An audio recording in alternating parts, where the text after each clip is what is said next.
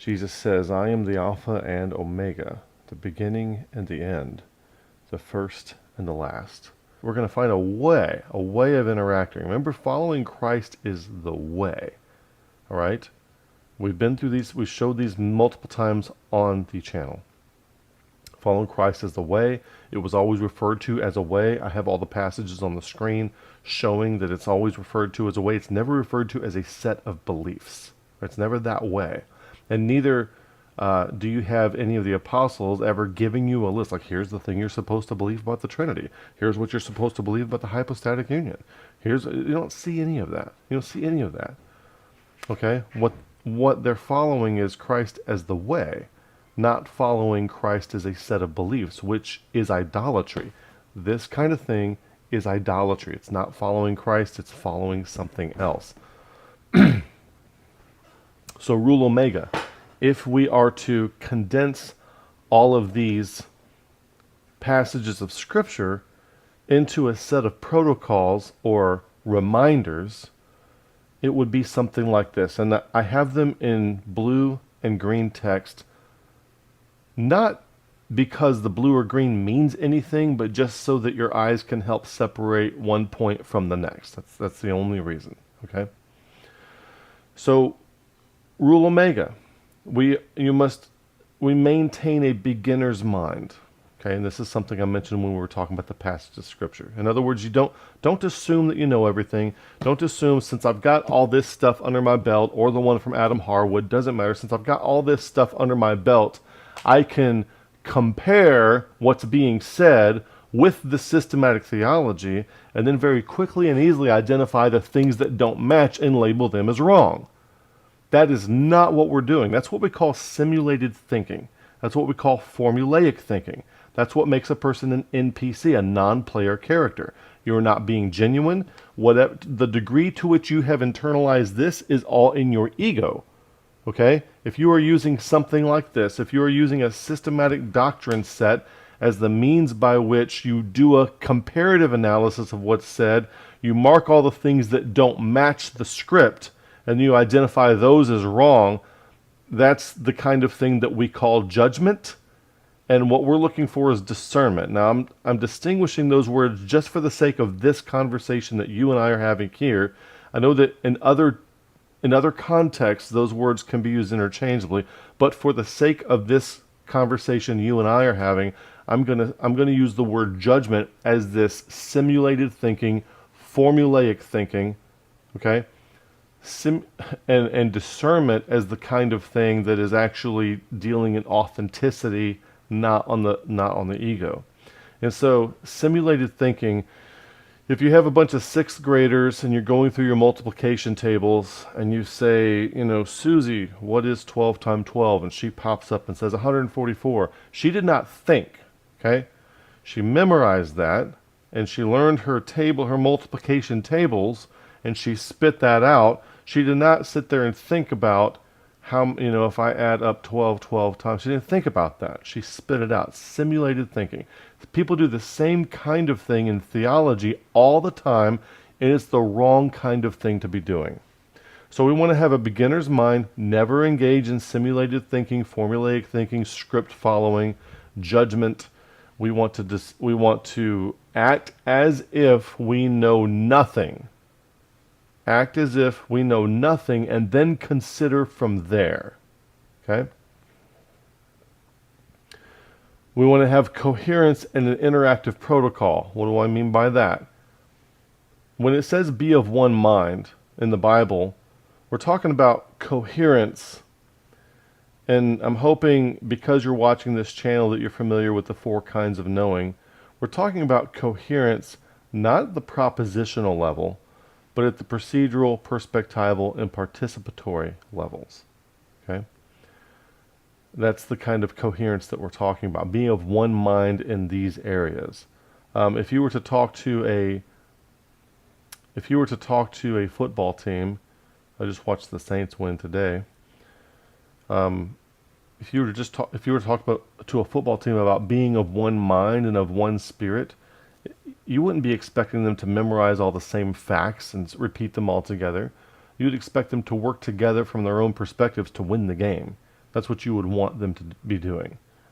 So coherence in an interactive protocol, which means the quarterback's doing what he's supposed to do, the receiver is doing what he is supposed to do, the defenders are doing what they are supposed to do, and then you have coherence because everybody's doing what they're supposed to do. It's not that they all believe the same things. Benefit. So in Rule Omega, we're giving people the benefit of the doubt, regardless of how crazy or cringeworthy something sounds at first. We give the benefit of the doubt that there is some signal there. Oftentimes the signal is not what the person says, but when you consider the source where it comes from, the signal is something that you synthesize from understanding how their words would come from their background and how they would be, why they would wind up that way. And then you can reverse engineer what they are saying back through the context of where they're coming from, and then you can decipher out some signal that they never could have told you, okay?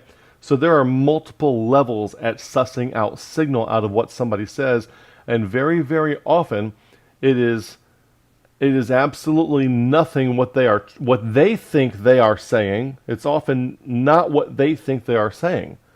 It is a different kind of signal that you can get out from them, but you have to understand what they are saying in order to get there. So you're going to ask questions to draw out more. Saw those passages. Your goal is to understand fully before responding. This is a very important one because stage 3 people, if you look at our stages of growth and development, stage 3 people, first tier consciousness people, they do not understand the difference between understanding and believing. They think that to understand is to be persuaded of, and they cannot separate those two. They cannot understand something that they disagree with.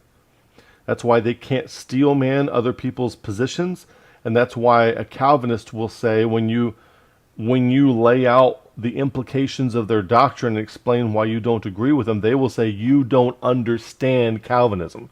The signal there, what they're telling me, the signal that they're telling me is that they are stage 3 and they don't understand the difference between understanding and persuasion because they have not developed to the point where they're able to separate those. Where I can understand multiple perspectives, not be persuaded of any of them or suspend judgment on all of them and hold them all in possibility space without being committed or identified with any of them. Okay? That's not something they can do. So you have to actually grow in your perspectival capacity in order to be able to do that. So for your goal to understand, you can't do, if you're the kind of person who says you don't understand Calvin, okay, if you think to understand something is to be persuaded of it, you're not ready for the Ephesians 4:16 edification model. You need to sit in the Ephesians 4:11 through 12 edification model for longer until you're ready. So you're going to suspend assessment or judgment. I'm not going to judge or assess. I'm not going to use simulated formulaic thinking. Going to be doing something else. I want to hear everything. I'm going to avoid disagreeing with something that isn't intended regardless of how it is said. Okay? Recently I was talking to somebody and I used the phrase, there are depending on what version of Christianity you're looking at, you could get this, this, or this. And they responded with versions of Christianity. Last time I heard there was only one. That kind of thing is the opposite of Rule Omega, okay? Now, obviously, there's only one Christ, okay? But we also have to understand that there are multiple different expressions of things that are calling themselves Christianity, and some of them are very, very good, and many of them are very pathological, okay? So the person was not able to hear what was intending to be conveyed, and what they do is they pick a particular aspect of something, and then they magnify that aspect against what's being intended to use it against you, try to make it sound like you said something you didn't intend. That's the opposite of Rule Omega. The opposite of rule omega.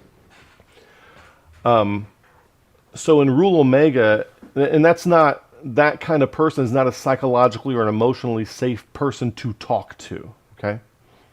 They're not willing to listen to everything that is said to them as I was willing to listen to their perspective and everything that they were saying to me. It wasn't a reciprocal two-way thing.